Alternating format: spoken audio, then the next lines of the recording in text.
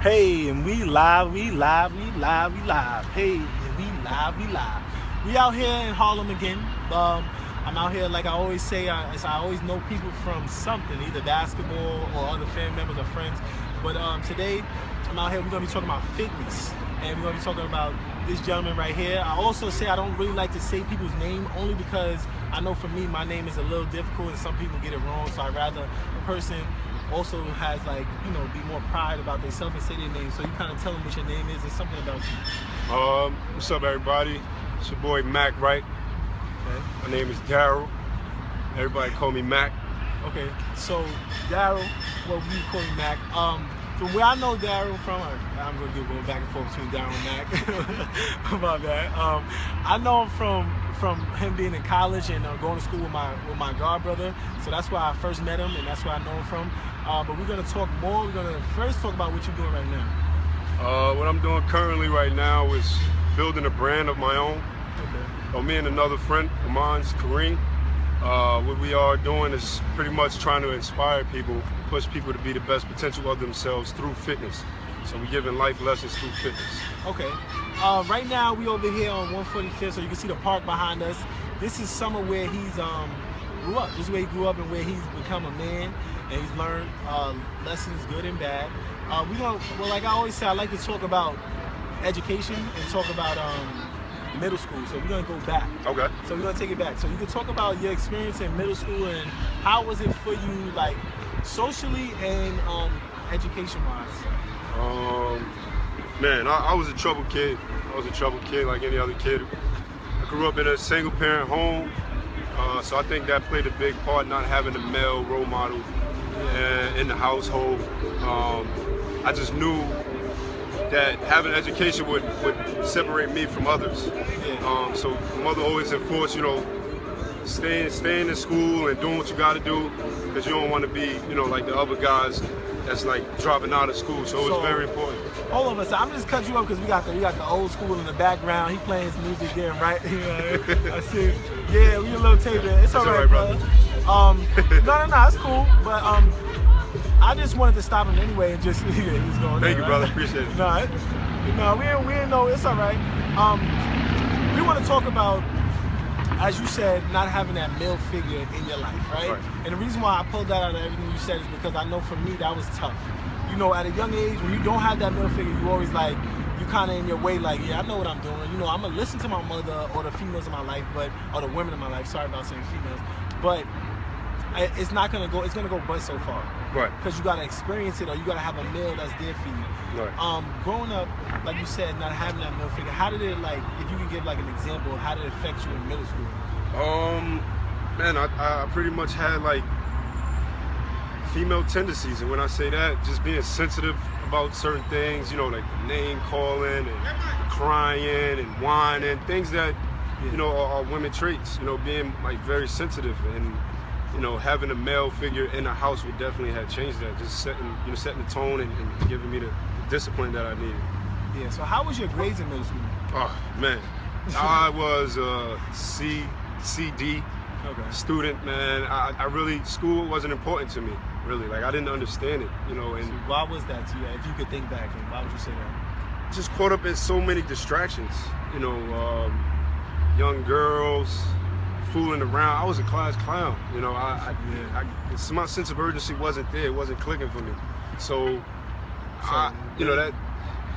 Where did you end up? After middle school, what school did you go to? So let's kind of push forward. And let's stay there for a second. Okay. Let's talk about being that you was a class clown and everything. Was that something important to you to have friends and people around you a lot? Yeah. At that age? Yeah, friends and family. But after a while, I start to notice if friends are going to be there, but your family is some people that's going to stick with you for your whole life. Your friends, you meet some people one day and they be gone tomorrow. You know what I'm saying? So you take what you can from people. Not saying that you're looking for stuff, but some people are put in your life for a reason. Whether they teach you a lesson or not. And I started to learn from certain guys and pick up on things how your mom would be like, boy, don't be a follower, be a leader. Yeah. And I was being a follower all the time. I was following a lot of guys and just doing the wrong things. So okay, so then let's talk about high school. So going to high school and kind of having that mindset that you had from junior high school, like when did it change, or was it hard? Was it like how was it for you? High school, again, I was clowning, but you know, we talking different age groups. So I started to mature, and I had a little job, and I had more responsibilities. Okay. Just kind of, I got like More an serious. enlightenment. Yeah, I got an enlightenment. Not only that, my sister, who's very intelligent, she was just on her A game all through grade school, middle school, high school, and my mother used to use that tactic as a threat. Like, boy, if you don't get yourself together, if you don't get right, your sister gonna pass you. You know, you're gonna be demoted, and she's gonna be promoted, and everything else. So that was like it was like a cat and mouse, like a chase. You know, my sister was doing what she had to do, like she got skipped a grade level. So I was just like, man, she on my tail. You know what I'm saying? Yeah. But then also, so when you started really kind of, I guess you would say that'd be like a challenge for yourself, pushing yourself to do better, because you know your sister was doing better. Was that like, did that also at that time help you become a man in a sense? Yeah, because you know you got your younger siblings who are looking at you, such as my sister, and she's like, yo, you're the big brother. You're supposed to be setting the tone. You know, if anything, I'm looking at you for guidance. I'm looking at you for help and what I should do. So I just had to man up, you know, tie them boots up and really start hitting them books hard and made it count, you know what I'm saying? Because I know my younger sister was this, so I had to be that role model for her. Okay. So being in high school too, how was your grades? Again, C and D. I can say my sophomore years when I started to go up in my grades and my GPA, my grade point average went up a whole, so I started to get like roughly C's and B's. Again, I was just like, man, you know, if school is for you, and I had a lot of friends around me that was dropping out of school, cutting class, doing everything wrong, and I'm just like, this is not what I want to do. Like, this is not who I am. Like, I like to learn. I'm a lifelong learner, so I like to learn. So it's just, I think I had like an attention disorder early. I'm serious. Like, I was sitting in classrooms, man, and looking at my watch, like, yo, all right, this period about to end. All right, it's time to go to lunch. I'm turning up in lunch. I'm a guy that's dancing, clowning around. Lunch and gym was like my best subjects, man. Straight A's. Straight A's in lunch and gym. Nah, I feel you. So Dylan, like, I know that you say you're doing fitness now, right? And working on your health. Being in high school at that time, was that important, or was it just something to do because of girls or something? And you know, I played basketball in high school. You know, and we had a physical fitness team, and I wasn't really into it. I was always a slim, skinny guy. I didn't eat the proper nutrition at the time. Like, again, it's just my intelligence. I was immature to things, and I didn't have no money too. You know, like, I really wasn't saving money, so like the cheap things was good for me. I was just going to the corner stores and getting your deli sandwiches and drinking sodas and indulging into the wrong things. You know what I mean? So that was kind of me. Like, at a young age, what I dealt with, I was doing that a lot. You know, my mom's a worker a lot. And, right. When I was 16, I came to find out that I was diabetic, and I felt like that was only because I was out there just eating everything, sugar, like getting kids, just didn't matter, you know what I'm saying? Yeah. And that affected me. I think I would have still got it, but at a later age if I was eating a little healthier. But something else that so since we went past there and you said you get good, what college did you go to? I went to SUNY Delhi, New York, and I obtained my associate's degree there in sports and recreation management. Then I transferred to Johnson & Wales University. Okay, so did you finish at Johnson & Wales? Yes, sir. Okay. Got it done. So I know for me, one thing that I did, it's funny, you probably wouldn't even know, that I got from you when we was in up at Delhi for the fashion show when you had wore the dashiki. That was the first time I really ever was like, yo, that shit is alright. Like, you know what I mean? Like, I never thought about wearing it, so I always, even when we came back, I had bought one, and I had one like probably, I still have the same one from then now. Right. You know what I mean? Right. I had got that from you. I was like, yo, that's the ill. So I was like, and even I know now I see a lot of people wearing the dashikis. And I know for you, it's like, yeah, I already did that. But that's how we give it up in Harlem, man. We start trends. Nah, I did. So I had to, you know, you gotta be mad, you gotta be real about it, where you get your shit from. So I mean, where you get your stuff from. But something else that talk about in high school, I mean in college for you, like how was you going through there with grades and everything? College was an eye opener. Why? Because you can't play around in college. One, you invested, so you're paying out of pocket. This is money we're talking about now. You're not going to school for free no more. It's either you're there on a scholarship, which the scholarships wasn't too big in the SUNY system. I didn't get a big scholarship. Got a couple grants. But you start realizing after you get that summary, the annual summary of what you're paying. Yeah, it's a lot. You know, it's not time to game around. But I must admit, my first year was kind of like, I jumped out the window and it's like you're living on your own. You're out of mom's house. Yeah. The girls is here. You ain't got to worry about coming in no time. So you kind of lose yourself with just meeting a lot of people, not going to class, sleeping late, missing class, and so that responsibility builds. You know what I mean? That's freshman year. I went on like academic probation, man, and then I was just like, you know what? Like I was in high school. I'm like, pick it up. I gotta pick it up because why? My sister, my mom's, everybody's counting on me. You know what I mean? So I gotta do this for them, and not only them, just for myself. It looked bad if I come home, paid all that money, and don't get no type of So you just degree. Paid to have fun, Right? Basically. Now, Paid I to have understand. fun. So at what point did you start getting more into health? Was it in college, high school, or was it after? I've had a couple of health scares, and necessarily I don't know. The doctor was saying that I was having some panic attacks. Okay. So like anxieties. I know. Anxieties, I honestly, I think everybody has those. Yeah. So I don't think that's anything to be ashamed, because I feel like even when you're nervous about something, that's like an anxiety about whatever, or you might be going into something and you always get nervous, but that's regular. I think fighting through it is the courage of being brave. I had that, and I also, like in school when I was playing basketball, I wasn't eating the proper nutrition, so I kind of got it late. Like the nutrition part was late, but I was always active and working out. Yeah. But when I started to compete, it went hand in hand. So like nutrition, okay, this works with this and this works with that. Yeah. Then I understood it. It came together. Kind of stuck to me. But like I said, I had some health scares that I'm really not gonna get into. But it was, I had like chronic asthma and an irregular heartbeat, and my body fat percentage was low at a certain time because I wasn't eating the proper nutrition. But my coach, he was like an old school cat. He just kept running us down, and I was losing body fat and not eating, replenishing and putting the proper nutrition back into my body to help, heal it. So I was like losing weight. I was stressing out a lot of things, man. So like it broke me down internally. So how did that going through that, like, how was it for you to get back into like get better or get back healthy? Man, it's like a phoenix. You die down and you raise from the ashes. It was just like I was like at a point where I wanted to feel strong about myself, and I wanted to be thinking keenly, and I wanted to be conscious of everything that's going on.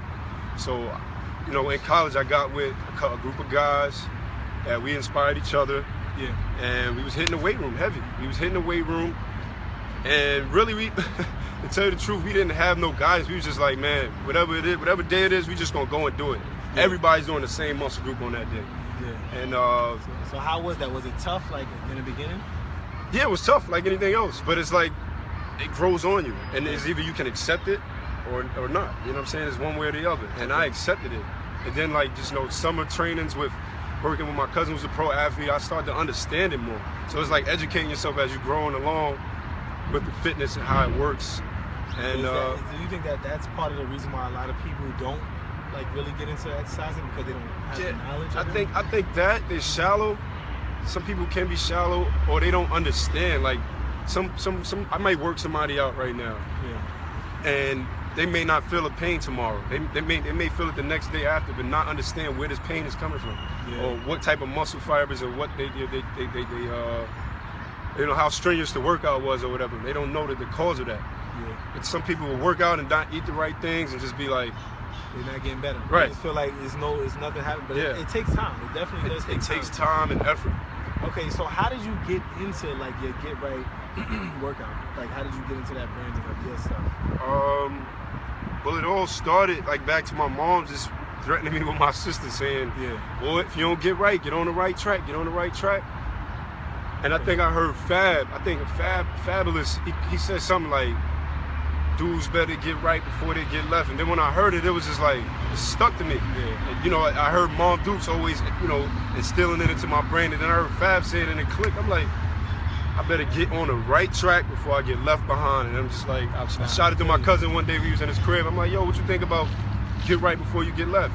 He was like, I like that, but what you gonna do with that? Like, what does it mean? What are you insinuating? And I'm just like, you can get right. This doesn't have to do with fitness. It's just getting on the right track of life before you get left behind.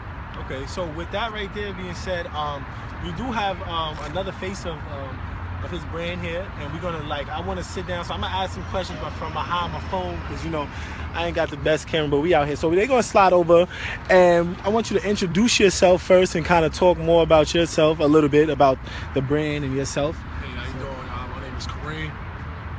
I'm from the Bronx. What part of Bronx? I'm from High Bridge. Okay. 165 in Nelson. Born and raised in Harlem, though. Yeah.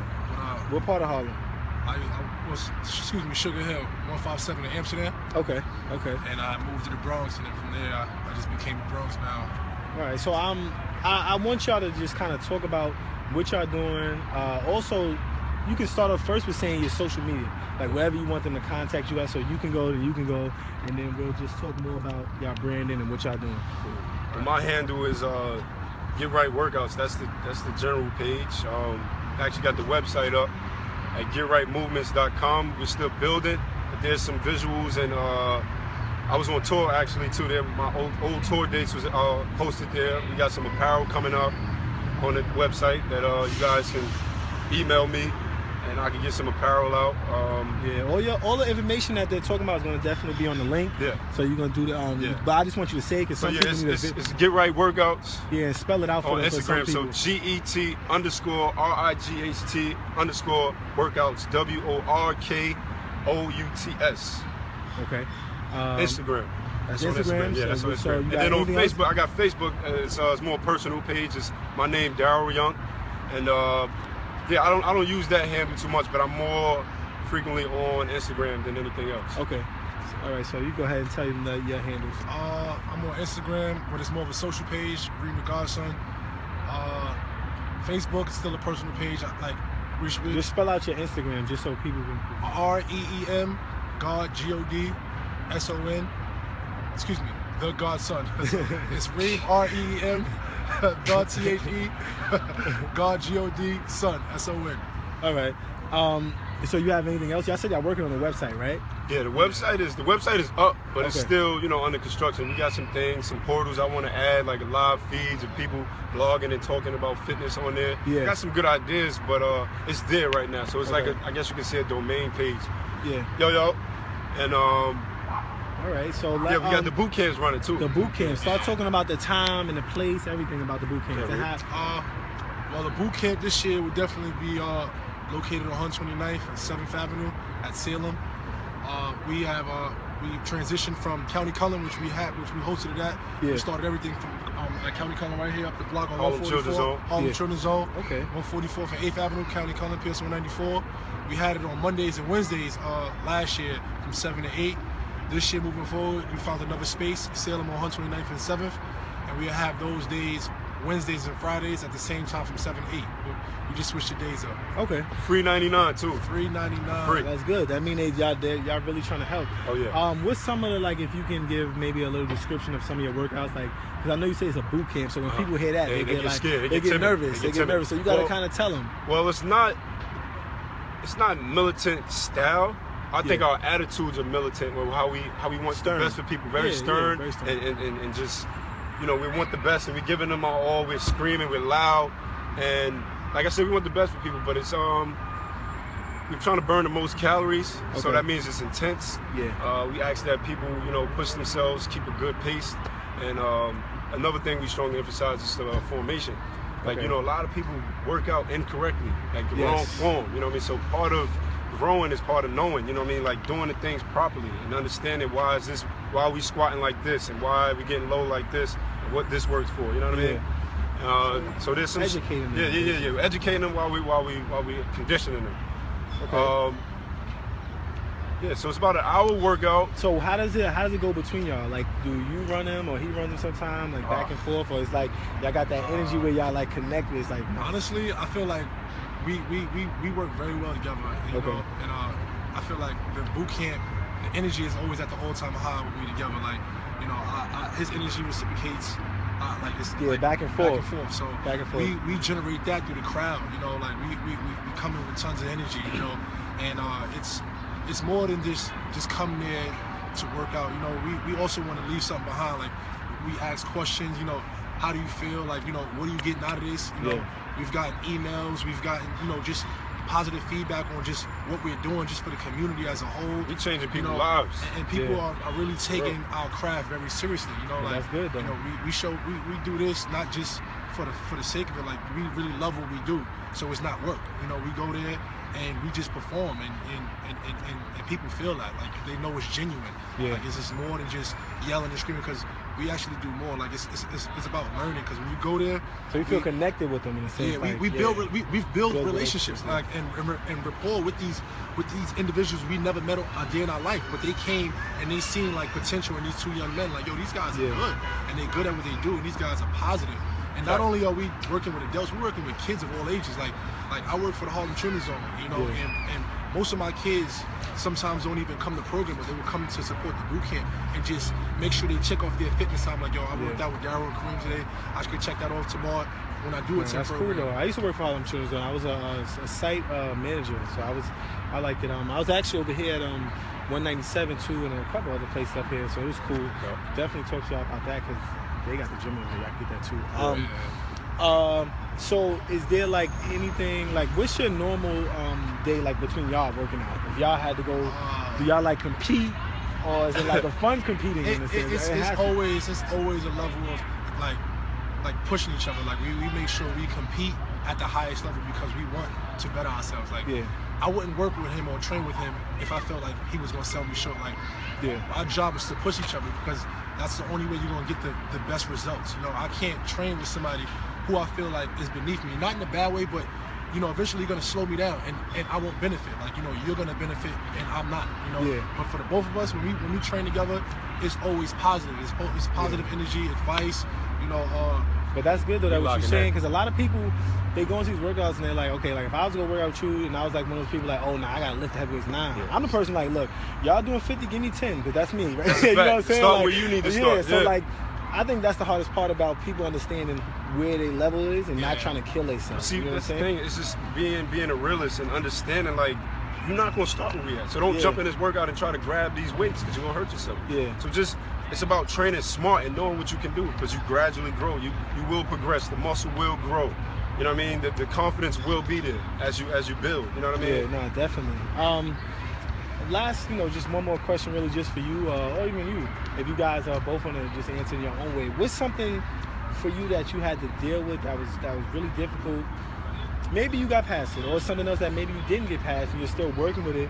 But as you're going through your days, you're still being positive because you're doing positive things. But what's something that was really difficult for you to deal with? Something that I face today is actually related to what I'm doing. So when you look at me, you see a guy that's fit. I consider myself to be walking advertisement. The first thing someone says to me is, you're a trainer, but I fight with myself to help my family. The people who built me up to the person I am today. So, like, keeping my grandmother in shape is most important, and I fight with her because she's so stuck in her old ways. She's an old Southern woman. So she like her fried chicken and she like her fried food. So I'm trying to get her away from that and just keeping them active. Because I want them to be here with me for as long as possible and see me blossom into what they, raised me to be. Also for my mom, my sister. It's like me and my granddad are the most, I got all his genes, because he was, doing bodybuilding. I've been working out since 2 years old, so it's embedded. And it's something that I'm trying to give back to my moms and them. It's tough though, like how you said, because as they're older, I deal with the same thing with my mother. Like, I don't give my mother, like, I'll give my mother money, but I won't give her $20 because I know she probably gonna want to buy cigarettes. Right. You know what I'm saying? I'm just like, if she asks me about it, I'm like, no, I'm not buying it, because I care about her, and I also tell her about other stuff like, why don't you Jews? So why don't you stop eating this? I try to talk. I don't know everything, but I try, but I know it's difficult. It's very difficult, man, and it turns into a negative charge where you're arguing with someone you love, and it's like, nah, I don't want to. It's because, like, we see them as, and it's sad to say, like, they're killing themselves. That's how we see it, but they see it as, this is just me living life. Right. And it's tough when you want a person, like you said, to live long. They're comfortable, and that's what it is. And it's just like, it's hard. I think it's hard for my mother to hear it come out of my mouth. Like, Ma, you need to exercise. Had she been working with a professional trainer, somebody outside of the family, then it'll be different. Her perspective. Because she look at you like, as her son. Yeah, like, you're boy, still a little boy. Boy, sit down. And it's like, Ma, like, definitely understand. I really want the best for you, you know what I mean? Because not only people look at me, they're gonna be like, where does this stem from? Where does it come from? Yeah. Like, why is he so in shape? And why is his mindset like that? Let's see what his mother look like. Yeah. But even when you look at my mom, she a joint. Like, you'll be like, wow, But that's it's your still, mother. even if your mother or anybody's mother's still out of shape, it still come from them because you still like learned that, okay, this is not how I want to be, Right. and I want to make everybody better, you know, Facts. because nobody's perfect. You Facts. know what I mean? Facts. So Facts. it's definitely true, but Yeah. I do appreciate you sharing that, because that is like tough to be able to share Yeah, stuff man. like that. You know what I mean? Yeah, it's and for real me, it's only easier for me because I speak about it a lot. Right. So I'm learning to like speak about stuff. Mhm. But I do want to have like hear your story, or if you do have one like to speak about too. Something like you said. It could be, you know, it could be. It depends on what's tough to you, because, you know, some people it's tough for them to deal with death. Some people it's not. Some people it's more tough for them to deal with people. You know, just in general. As being, you know, it just all varies. But something that you deal with that's tough for you, you know, and just kind of express it, because somebody may be kind of watching this. Well, I've been working with kids for so long that I feel like just the obesity epidemic within the children Okay. upsets me, because like I've come from like a background. My mom and my pops, I had both my parents. Yeah. And they always, you know, was on top of me as far as what I was eating. Yeah. You know, my dieting. You know, I was drinking a laxative like every other week and shit to like to, That's real. to wrench out my system. And then I'll be seeing these kids that I work with. You know, I feel bad, but at the same time I feel good because I know I'll be able to help them. Yeah. But then I wonder like what's going on when they leave me. You know, like so. Yeah, man, that's definitely the tough part. It's definitely hard seeing these kids that are just overweight, and I'm like, yo, like my mom's like quiet as kept. She always said she never wanted fat kids, and I have nothing Yeah. against fat people, because you know everybody in my eyes that I see nowadays, like these kids, I feel like they're genuine, but they just don't have the knowledge and the guidance to you know to get over that hump.